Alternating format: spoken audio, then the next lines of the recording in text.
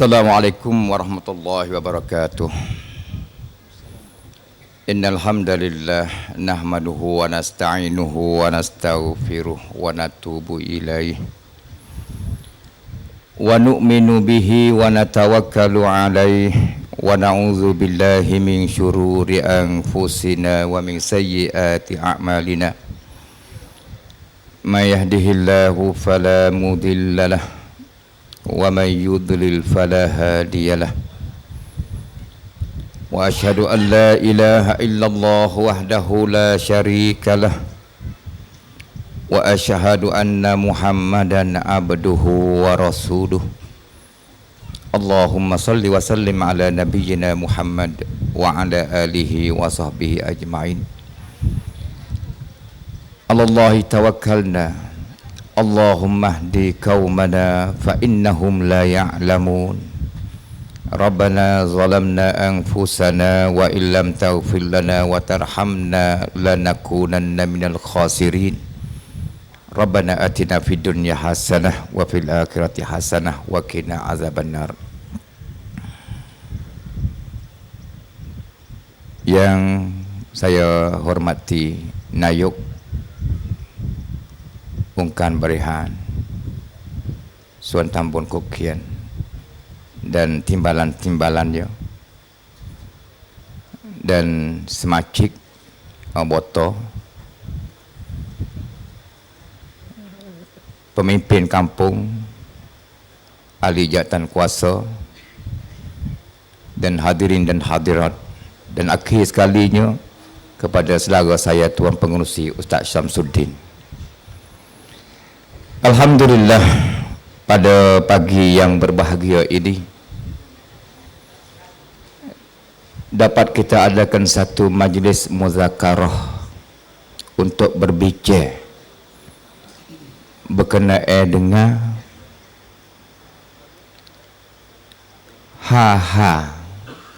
perkara-perkara yang perlu diketahui oleh kita umat Islam khususnya.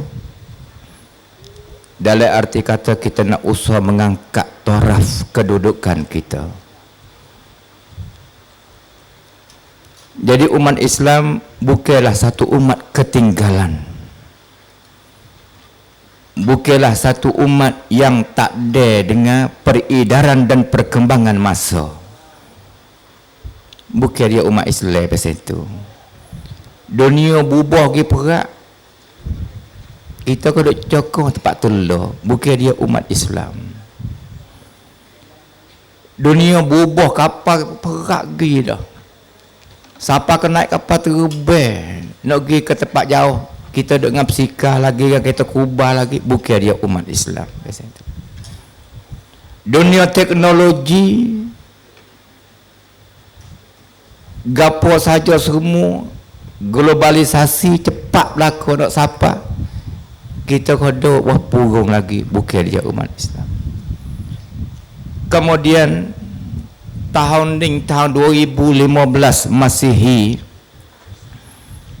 mula-mula katanya awal tahun ni nak mulanya Pracakum ASEAN ataupun komuniti ASEAN.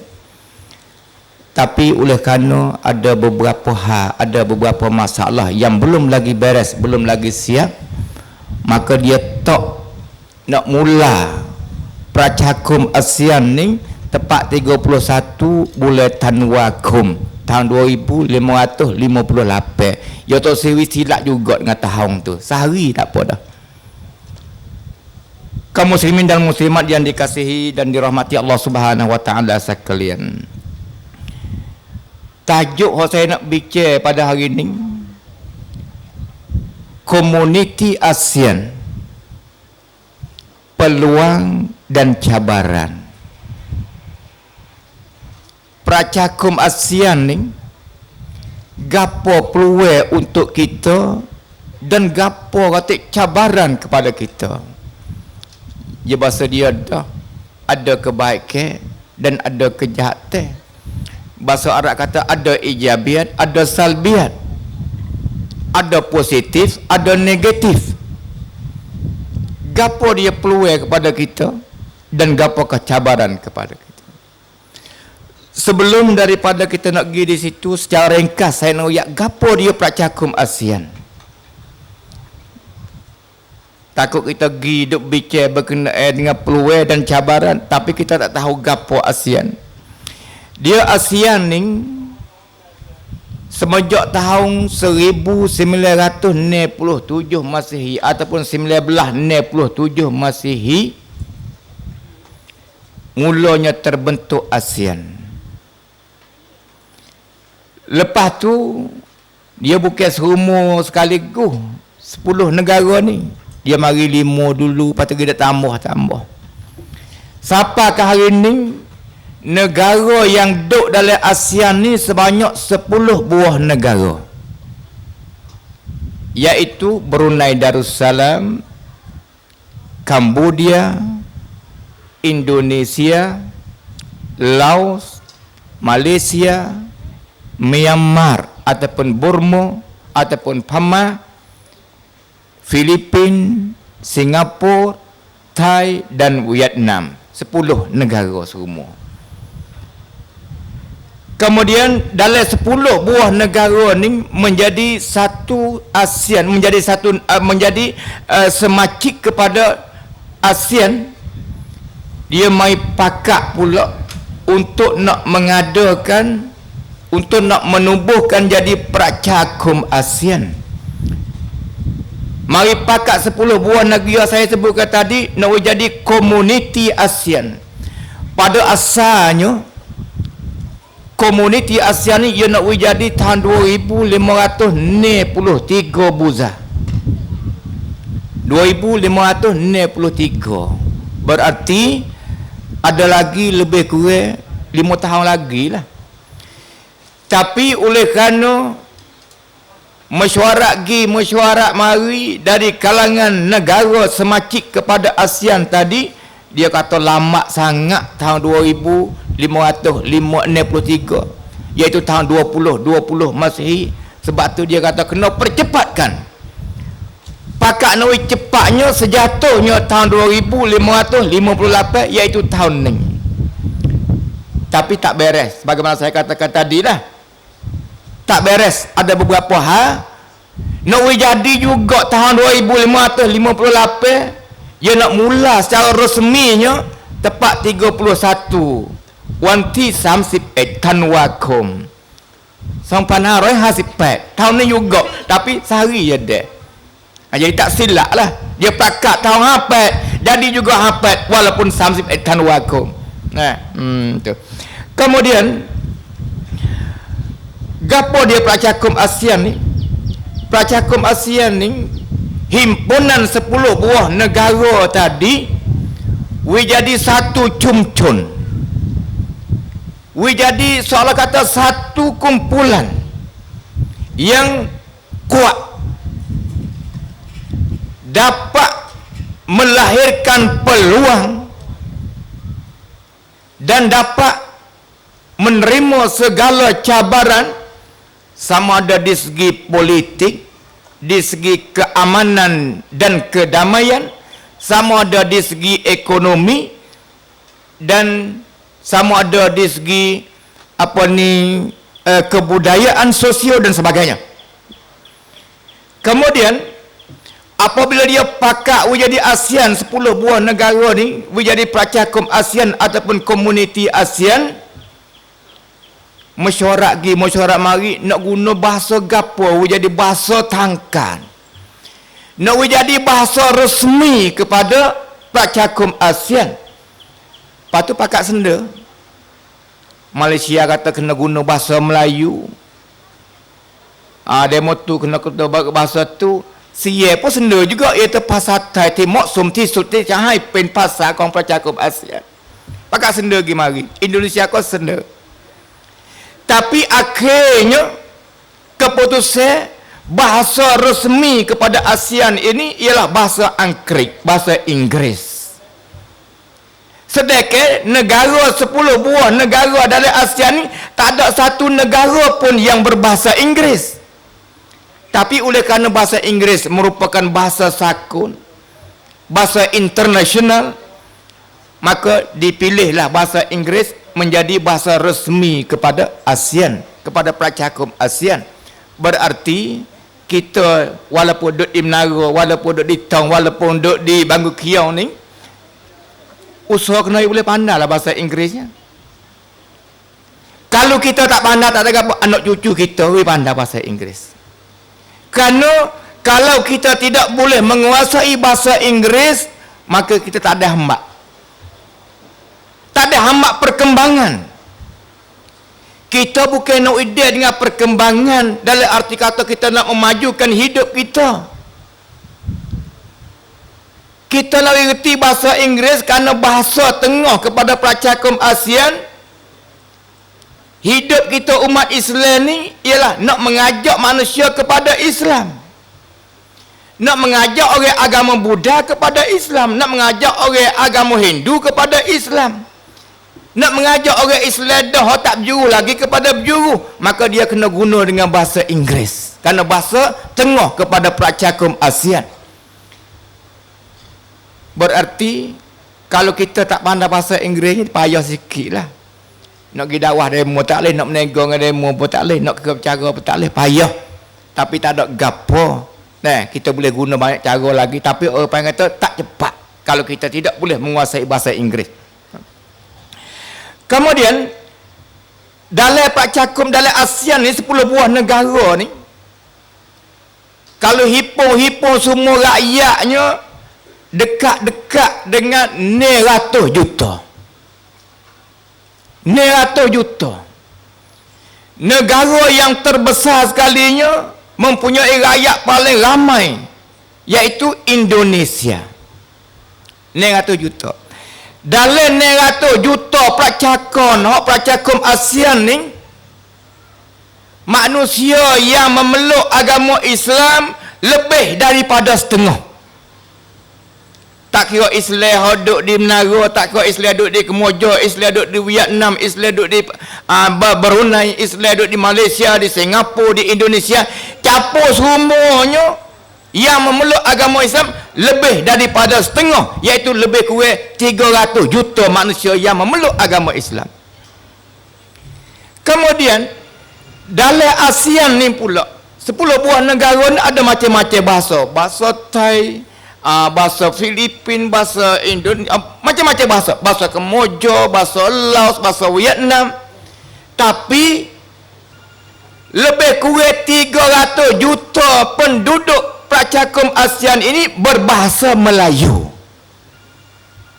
Jadi orang panggil kata kita belakang dah ni. Agama Islam, agama teramai dalam pracakum ASEAN ni.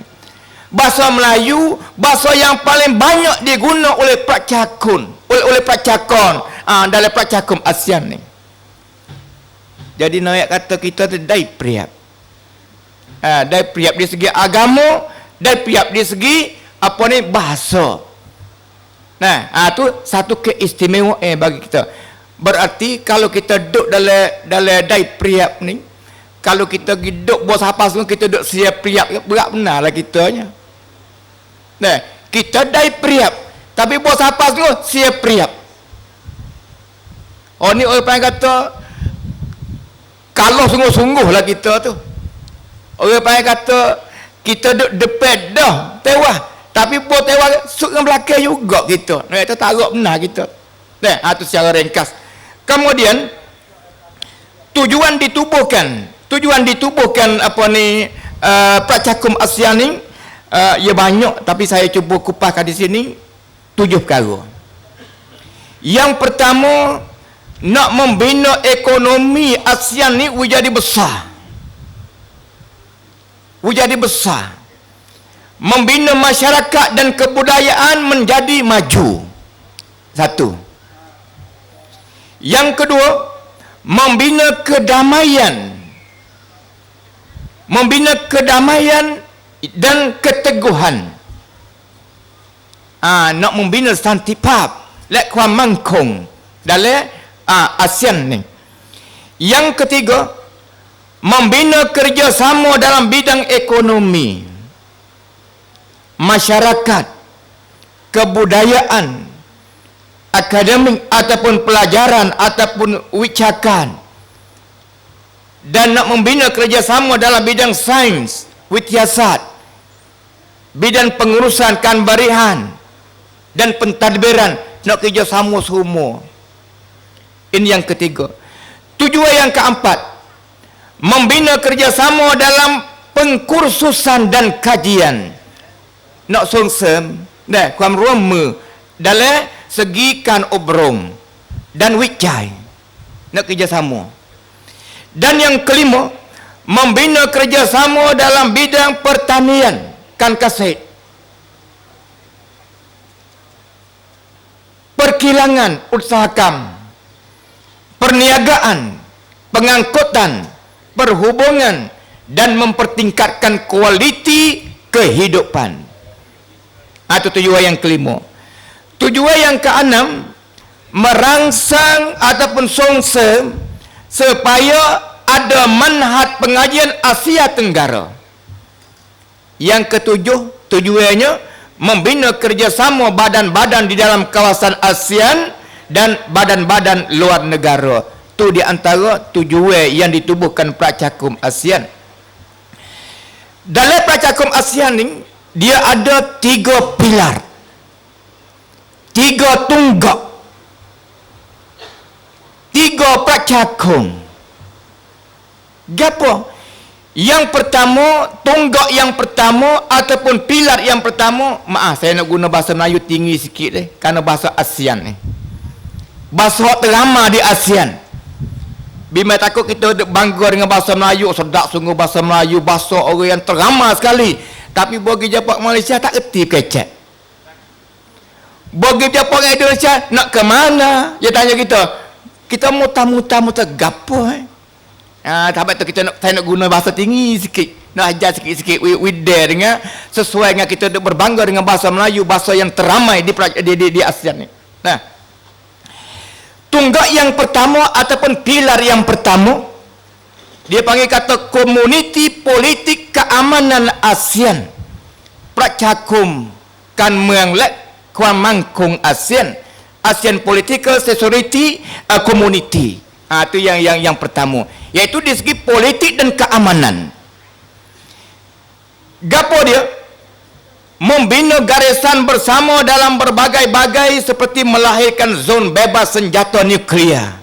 Di segi kan Muang Lek Kuan Mangkung ni juga. Nak kawasan ASEAN ni bebas daripada senjata nuklear.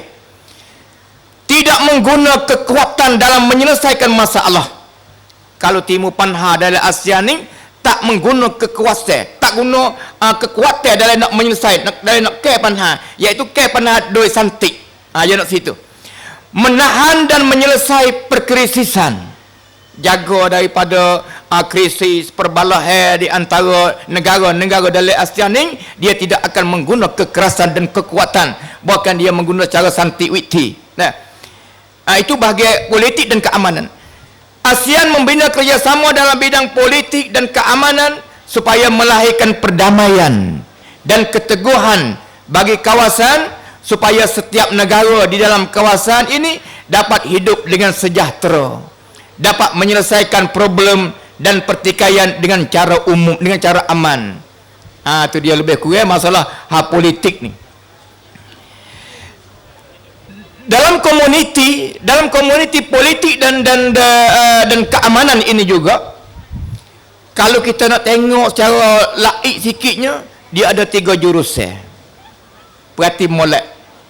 Di segi politik dan keamanan, dia ada 3 jurusan yang besar-besar, ada samprapet. Yang pertama, dia menentukan cara dan kegiatan ataupun kicekam untuk membina kefahaman tentang sistem kemasyarakatan, kebudayaan dan sejarah yang berbeza di kalangan negara anggota. Membina politik ke arah tuju yang sama seperti asas demokrasi dan pengawalan hak kemanusiaan, menentang rasuah dan sebagainya. Itu yang pertama. Yang kedua, membina keamanan dan kesejahteraan. Nak bina keamanan dalam ASEAN ni, serta bertanggungjawab bersama dalam menjaga keamanan rakyat yang berbagai, menyelesaikan masalah secara sejahtera demi menjaga peperangan berlaku, menjadikan negara anggota berada dalam aman sejahtera serta hindar dari curiga mencurigai.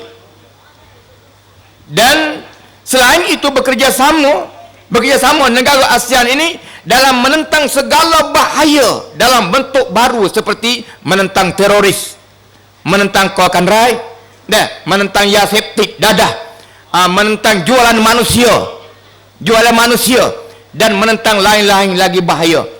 Itu yang kedua. Yang ketiga, menjalinkan hubungan dengan dunia luar dengan menentukan kegiatan ataupun kicekam untuk membentuk peranan ASEAN dalam kerjasama di peringkat yang lebih luas seperti lingkungan Asia Buat Tiga, ASEAN Buat Sam, iaitu China, Jepun dan Korea, menyertai persidangan kemuncak Asia Timur dan jalinan kukuh dengan negara sahabat dan badan antara negara seperti Pertubuhan Bangsa-Bangsa Bersatu dengan Sahab Pracacat. Jadi tu masalah kan meng lek kuan mangkung hak pracakum ASEAN. Kemudian komuniti yang kedua ya komuniti ekonomi ASEAN. Pracakum Strategik ASEAN. ASEAN Economic Community. Hak terkenal dengan rekasianya AEC. Di bagian ekonomi ini, kalau kita nak kecek panjang dia panjang. Tapi tak apalah, kita ringkas sikit. Berkenaan dengan ekonomi dari ASEAN ni, kalau kita nak seruk mudah-mudah, ia pergi kepada pak lapangan sidan. Gapo dia?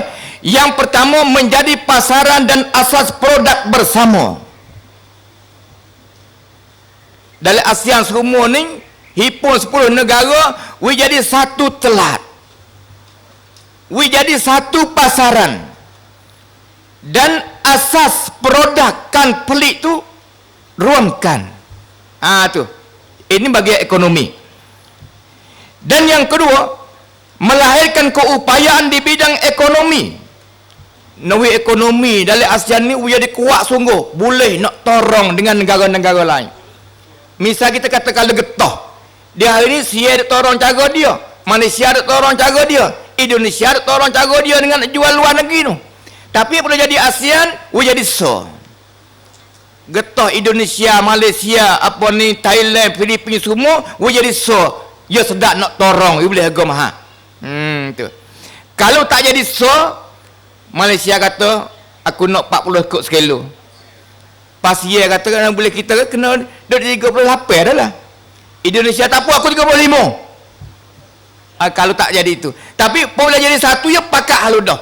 Indonesia, Malaysia hak ada getah. Dari ASEAN ni pakat kita nak tak ke berapa getah. Misal kita kata kita kena tak 100 kok. 100 kok. Jadi tak ada orang lain dah nak lain ada tengah. Ya kena getah di ASEAN ni saja. Tu misal contohnya. Dan yang ketiga, melahirkan persamaan dalam membangun ekonomi. Melahirkan persamaan dalam membangun ekonomi. Dan yang keempat, menyelaraskan ekonomi sesuai dengan ekonomi dunia. Mari duk beki ekonomi perap situ perap sini, nak ide dengan ekonomi hak dunia. Tu masalah ekonomi. Kemudian kerjasama di bidang ekonomi dalam ASEAN ni, yang pertama dia kata bagi hak duk sini, duk Thailand pergi ke Malaysia, ke Indonesia, hak lah ni kena bayar cukai belaka tu. Apabila jadi pracakum ASEAN, kebanyak ke barang tak kena bayar cukai. Tapi ada beberapa perkara jenis barang tu hak mesti kena bayar cukai, tapi kebanyakannya tak kena bayar cukai. Kita nak ambil petang, nak jual di Kelantan tu tak kena bayar cukai dah lah. Kita nak ambil ni budu Malaysia nak klik masuk kita pun tak kena bayar cukai dah. Ia bebas di situ. Tu di segi ni ekonominya. Batu banyak bahagia. Tak payah saya nak sebut kerana masa tidak mengizinkan. Pentingnya dalam ekonomi ni, pracakum ASEAN mari bahagi kepada 12 perkara 6 rong. Gapo dia? Yang pertama di segi pelitipan keset, di segi bagai pertanian. Yang kedua nelayan kan pramung, ikan gitulah. Yang ketiga produk getah. Yang keempat pahit, lombong, pahit. Yang kelima kenderaan. Yang kena kayu. Hak ni 12 perkara hak ekonomi hak ASEAN nak kuat benar. Di segi kayu, pelitipan mai, pelitipan mai. Lepas tu yang ketujuh iaitu di bidang elektronik. Yang ke-8 masalah teknologi syarat suntik, iaitu masalah perhubungan teknologi tu. Dan yang ke-9 di bahagian sukapap, kesihatan. Yang ke-10 bahagian tongtiau. Yang ke-11 bagai kanbin. Yang ke-12 iaitu bagai logistik. Logistik 12 perkara ni dia bagi nak wis siapa rak picok. Maka dia tengoklah Nagi Thai ni gapo cuden dia dalam 12 perkara ni. Malaysia cuden dia gapo dalam 12 perkara ni. Pama cuden dia gapo dalam 12 perkara ni. Maka dia bagi orang rak picok. Yang pertama Pama Myanmar, dia bertanggungjawab di segi pelitipan keset, Saka Pramung. Ni duduk di Myanmar. Jadi berkenaan dengan pramung, nelayan dan pertanian duduk di Pama, orang duduk depan. Tu. Dan yang kedua Malaysia ni oleh kerana getah tempat dia tu terlalu maju dari ASEAN ni, maka getah tu duduk di Malaysia bercara. Begitu juga bagi pahit ni. Pahit tu juga kepada Malaysia Arab Picop ni. Yang ketiga Indonesia maju di segi kenderaan. Dalam pelit janjun ni duduk dia tinggi, maka di segi janjunnya kepada Indonesia dan juga kayu kepada Indonesia juga. Filipin dia maju di segi elektronik, maka elektronik ke Filipin. Dan Singapura di segi teknologi syarat suntik dan saka sukapap kepada Singapura. Sia kita gapo iaitu sakakan tongtiau sakakan bin. Tongtiau ni duduk sia ni. Tempat kita jadi tempat tongtiau lah ni. Tempat tongtiau ni macam-macam lah. Orang mak saleh pun mari tempat kita. Orang nungguai tempat kita, Afrika pun tempat kita. Jadi sia ni cuden dia kan tongtiau. Sebab itu negeri sia ni orang kata negeri pusat tongtiau dari ASEAN ni. Dan sakakan bin penerbangan, karena airport di Bangkok tu menjadi sungkelan kepada negara dalam Asia. Sebab tu kepada Sia cara akan bin dan tongtiau. Vietnam dia maju di segi logistik. Tu cara pembahagian. Seria juga ni tongtiau Sia ni. Lepas tu gapo tengok bahaya hatong tia ni, gapo keuntungan nanti saya nak bincang. Tak siapa lagi tajuk kita nak bercara ni. Caranya kita peluang dan cabaran. Tapi kalau kita lagi kecek berkenaan dengan peluang, selalu peluang gapo, we tahu dulu, we tahu cerita dia dulu. Cerita lebih kurang kita tahu tu. Lebih kurang tu. Kemudian peluang tu banyak benar lah. Kita pergi sikit lagi.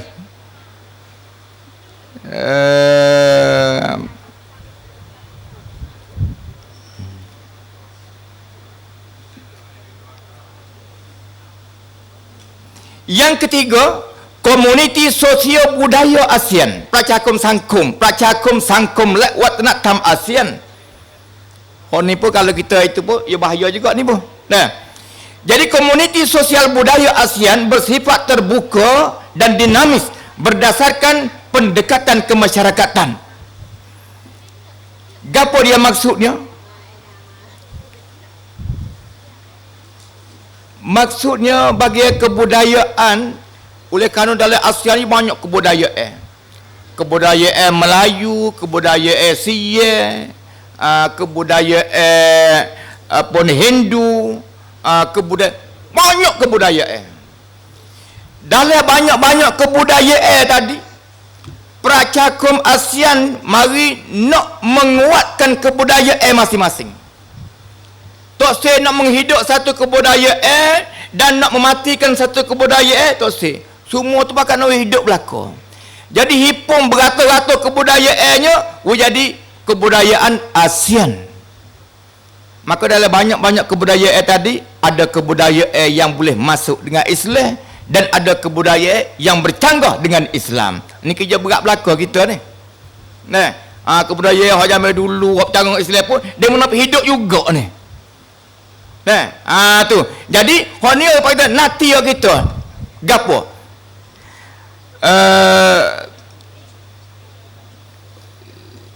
Jadi berasa berat sikit ni. Berat kena. Komung banyak lagi nak royak, lepas tu masuk ada sikit dah. Ada jadi tahun ambil mana tu. Nah, tak apalah. Kita pergi reka-reka sikit. Nah, kita pergi kepada peluang dan cabaran saja deh. Peluang dan cabaran. Ya, peluang ni peluang bagi umat Islam. Peluang bagi umat Islam oleh kerana ASEAN ni jadi bebas, nak pergi masuk mari tak kena pakai pasport. Kita ada kereta, berminyak kereta, nak pergi jual lanah, kot ganung pun boleh pergi prong, tak kena pakai pasport, tak kena bayar cukai. Orang Vietnam, daging babi dia sedap dia boleh mai jual pak kita. Duk tukar pagi begitu, tak kena bayar cukai, tak kena bayar pasi, tak kena pakai pasport, bebas. Demo hok do apa ni ya septik, hok di Pama do buat misalnya deh. Mana jual di Kokien ni boleh juga, bebas juga. Bebas, berarti bebas boleh mari tak kena pakai pasport, bukan kerja buka bebas ikut nak jual dak. Ya igat juga tapi ya mari boleh dengan mudah-mudah. Nah, menusuk piang apa sampai sini. Nah, jadi noyak kata ya bebas habis dah lah. Dalam arti kata manusia dalam ASEAN dok tukar pergi mari. Demo nu mari sini, demo negeri situ, demo tu mari nego sini, demo negeri nego situ. Peluang bagi kita umat Islamnya boleh melahirkan, boleh menghidupkan satu amalan yang dikehendaki oleh Allah Subhanahu Wa Taala, iaitu boleh buat kena mengena. Kena mengena kita bahasa tak ada penting mana kali, tapi dalam Islam penting. Penting benar-benar. Tengok ayat Al-Quran berbunyi auzubillahi minasyaitonirrajim. Ya ayyuhan nasu inna khalaqnakum min zakari wa unsa wa ja'alnakum syu'uban wa qabaila lita'arafu inna akramakum indallahi atqakum innallaha alimun khabir. Hai manusia, sesungguhnya kami menciptakan kamu dari seorang laki-laki dan seorang perempuan dan menjadikan kamu berbangsa-bangsa dan bersuku-suku supaya kamu saling kenal mengenal. Berbangsa-bangsa, ada bahasa Filipina, ada bahasa Vietnam, ada bahasa Laos, bahasa Indonesia. Tujuannya saya kata nak kenal mengenal. Sebab itu kita bakal kenal sebanyak mungkin. Nah, itu dengan ringkas. Dan yang kedua, peluang kita apabila orang tu mari sini, mari tukar lagi mari, kita umat Islam wajib menyampaikan dakwah. Peluang kita boleh berdakwah. Kita nak dakwah orang Chiang Mai, nak dakwah orang Vietnam, nak dakwah orang Myanmar, kali ni peluang. Boleh jadi dia bagi buka kedai nasi kerabu kat Menara untuk orang Vietnam boleh jadi. Kita boleh jadi nasib baik, kita buka kedai nasi di Vietnam boleh jadi. Tapi okat kita, peluang kita, jangan lupa tugas kita asasi berdakwah. Tugas kita nak tilak kok kitanya dakwah. Sebab itu peluang benar-benar dakwah. Sebelum daripada tu saya nak uyak sikit masalah hukum dakwah. Hukum dakwah ni hukum sunat ke, hukum makruh ke, hukum haram. Dakwah kalau turut dalam ayat Quran, dalam hadis Nabi SAW,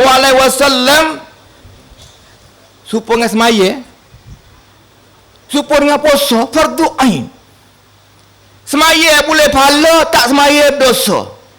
Kerana apa? Fardu ain. Puasa fardu ain. Puasa boleh pahala, tak puasa dosa. Haji fardu ain. Tapi di atas orang yang berkuasa. Kalau yang haji boleh pahala, tak haji dosa. Kalau dia siapa syarat. Begitu juga dakwah fardu ain. saya ambil kata yang paling rajih. Walaupun khilaf ada fardu kifayah pun ada, tapi saya lebih terjih kepada pendapat fardu ain. Fardu ain. Apabila fardu ain menyampaikan dakwah boleh pahala, tak menyampaikan dakwah boleh dosa.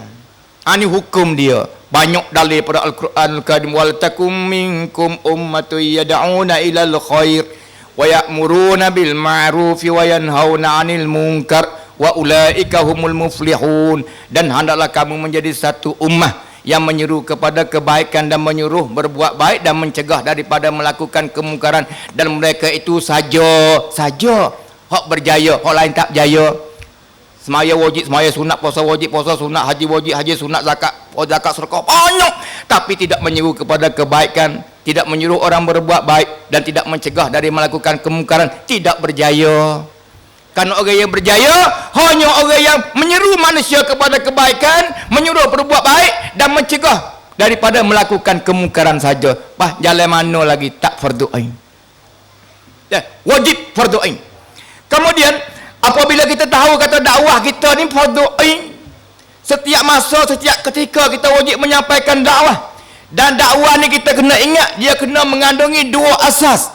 Asas yang pertama al-amru bil ma'ruf, yang kedua an-nahyu 'anil munkar. Ibnu Taimiyah kata mana-mana dakwah kalau tidak ada dua perkara ni, dakwah itu tidak sempurna. Kalau dakwah dah hanya dah ajak orang buat baik saja, dah suruh orang baik saja, suruh sembahyang saja, tak lari orang jahat, bukan dakwah yang sempurna. Dan bukan juga dakwah yang sempurna kalau hanya lari orang jahat, lari orang jahat, lari tapi tidak pernah mengajak kepada kebaikan, bukan dakwah yang sempurna. Dakwah yang sempurna mengikut Ibnu Taimiyah, dia berdasar kepada ayat Al-Quranul Karim, kena ada suruh dan kena ada larang. Maka larang kejahatan ni adalah salah satu daripada kerja dakwah, kicikam kong dakwah. Berarti apabila bebas kedudukan di ASEAN ni, boleh jadi maksiat mari banyak, boleh jadi kebudayaan yang bercanggah dengan Islam macam-macam lah, mari berdekat, mari berjoget dapat kita. Maka wajib kita menyampaikan dakwah dalam bentuk kita cegah daripada maksiat tadi. Kalau nampak kata maksiat kebudayaan tadi nak menyelewengkan umat Islam, nak merosakkan umat Islam, kita kena pergi larang. Larang itu adalah dakwah. Kalau tak larang, apa hukum? Berarti kita tidak menyampaikan dakwah. Nabi kata, man ra'a minkum munkara falyughayyirhu biyadihi, fa illam yastati fa bilisanihi, fa illam yastati fa biqalbihi. Tapi Nabi kata, wa dzalika adhaful iman. Apabila seseorang kamu melihat satu kemungkaran, orang dia berdekat teranjai dapat mu, misalnya satu kemungkaran, orang dia buat judi misalnya dapat mu, orang dia buat gapo benda jahat, benda kemungkaran, hendaklah ia ubah dengan tangan dulu mula-mula. Kalau tak kuasa dengan tangan, maka hendaklah dia ubah dengan lidah, koyak, nasihat, ngajar, ceramah. Kalau tak kuasa juga dengan lidah, maka hendaklah dia ubah dengan hati. Tapi ubah kejahatan dengan hati ni selemah-lemah iman. Tak ada dah nak bawa ada tu patak suk dah. Kalau kecek bahasa kampung, imeh hok patak suk sekali, lari mencegah kemungkaran, mengubah kemungkaran dengan hati. Hok tengah imehnya, hok radap kelang, imeh cangkelang, iaitu lari kemungkaran dengan mulut, doyak dengan mulut ceramah, nasihat sebagainya. Tapi hok imeh cansung VIP tu, caneng, iaitu orang mencegah kemungkaran dengan tangan. Hok ni kedebel lah orang ada tamnai, orang besar-besar, orang hebat-hebat, orang super Umar Ibn Khattab apa itu. Ni hebat benar. Kerana kalau dia guna kuasa dia, guna amnak dia, guna sultah dia dalam mencegah kemungkaran, orang pesen ni email yang paling tinggi sekali. Lepas tu kalau tak langsung, duk mana email? Tak ada dah, kisi tak ada dah. Ngal tangan bodoh, ngal lidah bodoh, ngal hati bodoh, tak ada kisi. Nak kita tak boleh email. Email kita tak ada kisi. Nak lagi tepi pak di cakap tak ada tempat nak duduk. Kisi kau sama iman kau nak main mileu. Kadang Nabi kata, supat tak dah lari dengan hati. Sebab itu ikhwah yang dikasihi sekalian, saya yakin apabila mari ASEAN ni walaupun kebaikan banyak, tapi kejahatan pun makin banyak juga. Banyak juga kejahatan. Kalau dulu payah nak mari debu putih, nak mari aseptik payah, kau mudah lagi. Jadi mudah segala-galanya. Kan kamanun pun hidup benar-benar. Kebudayaan paling kita takut sekali. Nak kena kebudayaan hak siang kena jaga. Misalnya kebudayaan bercanggah dengan Islam, cerak-cerak misalnya. Tina dak belajar kening berjoget misalnya. Kebudayaan. Jadi Asia ni kena hidup. Tu. Jadi berarti kita tanggungjawab kita dia dakwah. Royak, lari, suruh, hajak, seru. Nah, kemudian kelebihan dakwah ni banyaklah. Kalau orang boleh menyampaikan dakwah ni banyak benar kelebihan dia. Auzubillahi minasyaitonirrajim. Wa man ahsanu qawlan mimman da'a ila Allah wa 'amila salihan wa qala innani minal muslimin. Siapa lagi perkataan nak lebih molek? Perkataan siapa lagi nak lebih comel, nak lebih molek daripada orang yang menyeru kepada Allah Subhanahu wa taala? Tak ada dah, nak kata tak ada dah percakapan yang paling molek sekali ahsan. Tak ada dah nak lebih molek daripada perkataan hak kita seru orang kepada Islam. Perkataan hak kita suruh orang buat baik. Perkataan yang mencegah daripada melakukan kemungkinan lari orang buat jahat. Perkataan yang mulut tu baik daripada mulut tu, nombor satu ahsan. Tak ada dah perkataan yang paling baik sekali. Siapa kata gini? Siapa rap wrong? Al-Khaliq Allah Subhanahu wa taala. Pak kita ni nak dirapkan rap wrong daripada Allah itu nombor satu. Kita tak ada nak rap wrong daripada manusia. Tebal-tebal rap wrong manusia, we naikkan hai sikit tu je gaji mahal sikit. Kalau dirapkan rap wrong cat-cat manut tu ya. Tapi hak kita naknya dirapkan rap wrong kan yang rap daripada Allah Subhanahu wa taala. Maka hak kata perkataan yang paling baik yang keluar daripada orang yang berdakwah tadi, Allah sendiri kata. Tak ada apa dah kita tidak jenera dengar. Kalau manusia kata belum tentu nak kena kedak tahu. Nah, tapi kalau Allah kata tak ada apa, tidak jenera. Nah, tak usah ada buat syok main. Kalau syok tu pergi kelai pula. Jangan syok. Yang keteru kata, hak ni molek sungguh. Itu kelebihan dia. Banyak lagi kelebihan. Kemudian tanggungjawab kita, dah dalam keadaan banyak maksiat akan masuk mari. Dah kemungkaran akan masuk mari. Aku ni orang lemah. Aku kecek tak pandai. Nak royak orang pupaya kerti. Royak tak royak supur je, tak apa aku duduk dia lah. Kalau royak apa orang tak dengar aku. Akak aku ni orang akan sifat cepik dapat. Siapa nak dengar? Bukan. Orang ni tak kena. Kerja dakwah yang diwajibkan oleh Allah Subhanahu wa taala kepada orang yang beriman ni, yang ori dah ayat Tuhan ajar Nabi kita Muhammad sallallahu alaihi wasallam dan kita umat Nabi Muhammad supaya ambil pengajaran daripada ayat ni. Innaka la tahdi man ahbabta walakinnallaha yahdi man yasha. Nabi kita Muhammad sallallahu alaihi wasallam duk seru Abu Bakar apa ni pot saudara ya Abu Talib masuk Islam. Kacau. Maka Tuhan poyak kepada Nabi Muhammad sallallahu alaihi wasallam bukan kerja menguhi Muhammad nawi hidayah kepada seseorang tadi. Orang nawi hidayahnya Allah Subhanahu wa taala. Nah, bukan manusia. Berarti kita royak kejayaan kita umat Islam dalam menyampaikan dakwah bukan orang turut kita tu baru kita nak biaya. Orang tak turut kita tak biaya. Bukan. Ustaz Ding duk ceramah, duk pergi dakwah, tak ada reti-reti, tak ada seorang apa turut dia. Tak berjaya dakwah Ustaz Ding. Bukan. Ustaz Ding nak berjaya tak berjaya apabila dia boleh royak Islam kepada orang. Dia boleh seru manusia kepada al-Islam. Dia boleh royak Islam yang sebenar kepada manusia. Dia boleh mengajak manusia kepada benda yang baik. Dia boleh menyuruh manusia berbuat makruf. Dia boleh mencegah daripada melakukan kemungkaran. Berjaya dah Ustaz Ding walaupun tak ada suara habuk turut dia. Tu dia berjaya duduk situ. Kerana apa? Kerana Tuhan beri pahala ke dia. Tu berjayanya. Sebab itu Noyak kata kita tanggungjawab kitanya adalah apa ni menyampaikan in alaika illal balagh. Tidak ke atas kamu melainkan tanggungjawab kamu ialah menyampaikan. Oyak. Dia mau turut tak turut suruh kira. Kita royak sungguh. Nah, itulah lebih kurang berkenaan dengan dakwah. Nah, ya. Itu peluang bagi kita. Yang pertama apa ni, ta'aruf, kita boleh kenal mengenal. Yang kedua, peluang bagi kita boleh menyampaikan dakwah. Dan peluang kita yang ketiga, pendidikan. Di segi pendidikan, tempat kita ni dulu biasa jadi apa ni, pusat pendidikan Islam di serantau apa Asia Tenggara. Jadi pusat orang Malaysia main ngaji sin, Indonesia pun ada main ngaji sin dulu.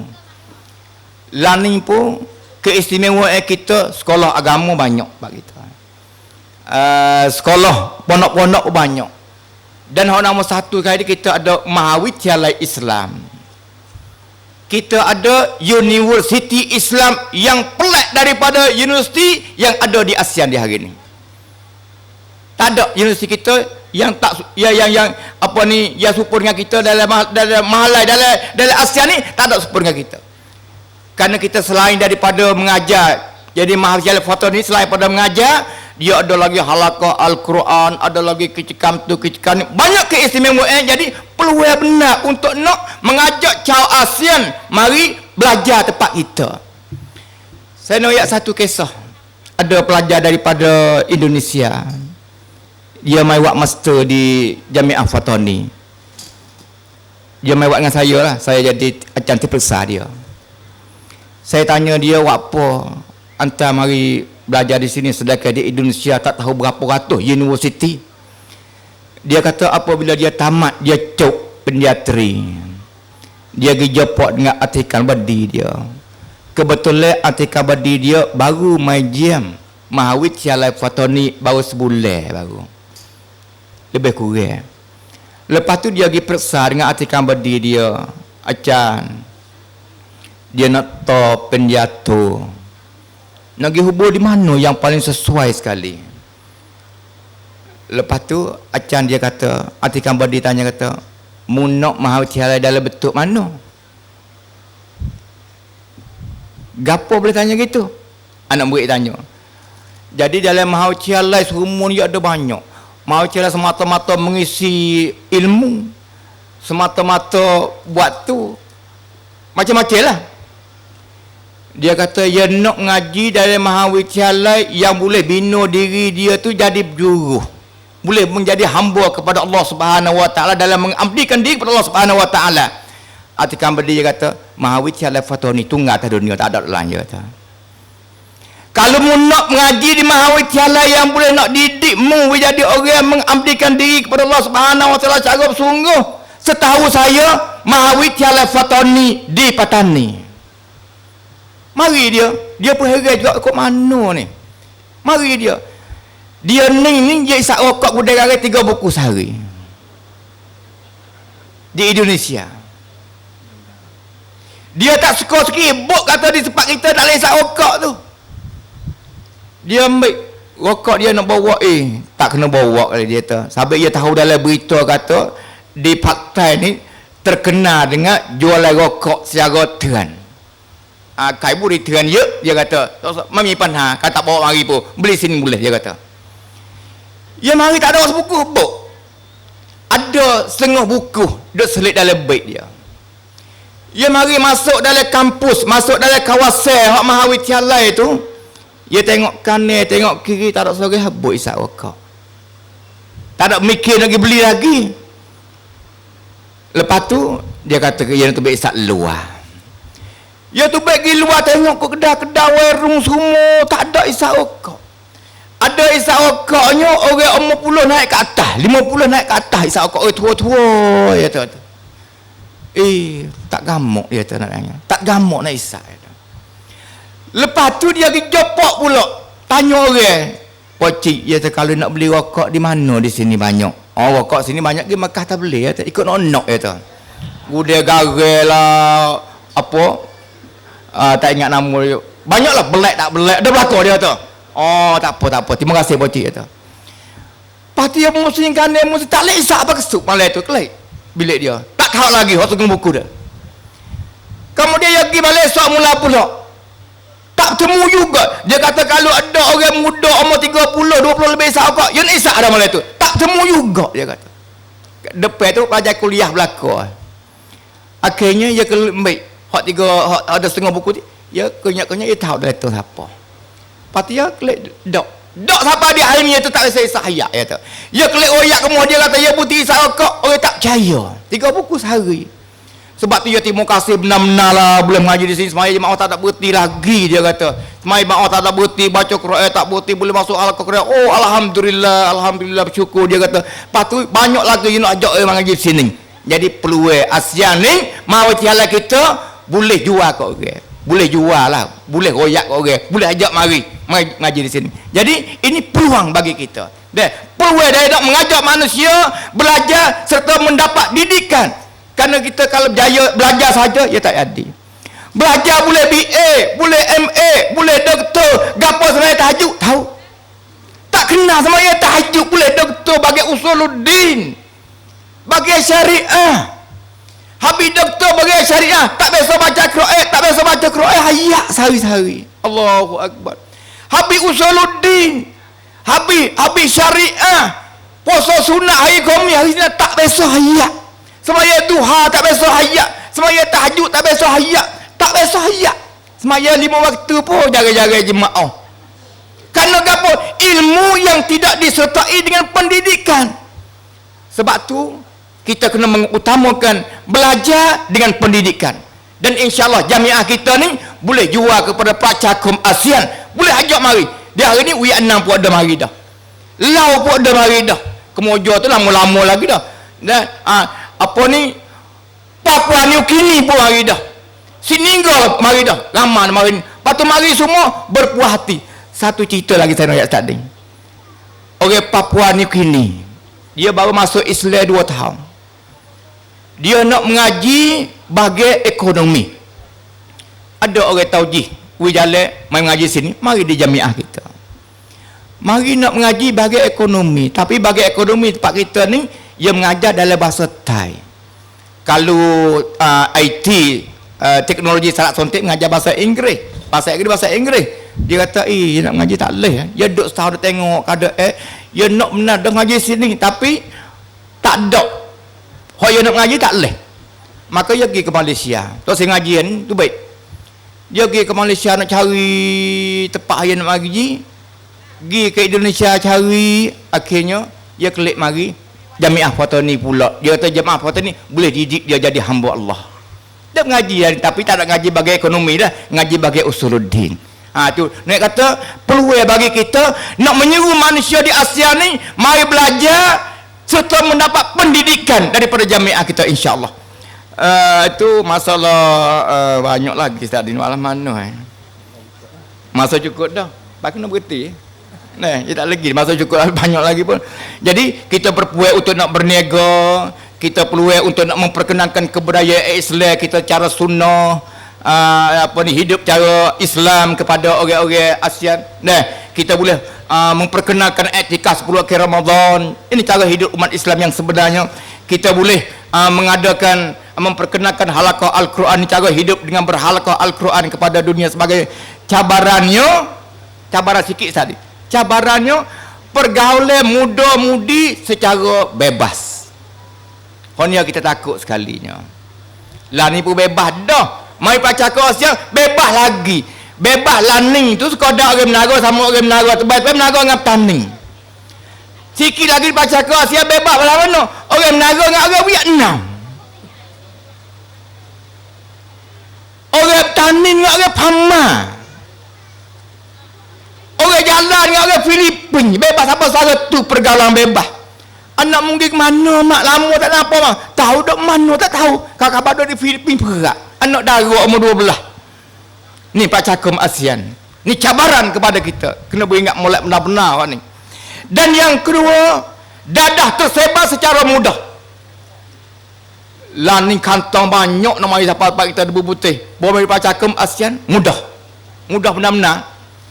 Walaupun dasar Pracakum ASEAN nak menghapuskan dadah secepat mungkin, sebanyak mungkin, Tapi apabila dia buka seri, buka bebas ni, demo ni dai okat. Dai okat. Orang panggil kata kepada mereka ni nak menyebar dadah secara mudah. Kalau lah ni dalam kampung kita 10 orang, sikit lagi 15 orang. Nah, tu bagi dadah. Dadah ni dah sabosel.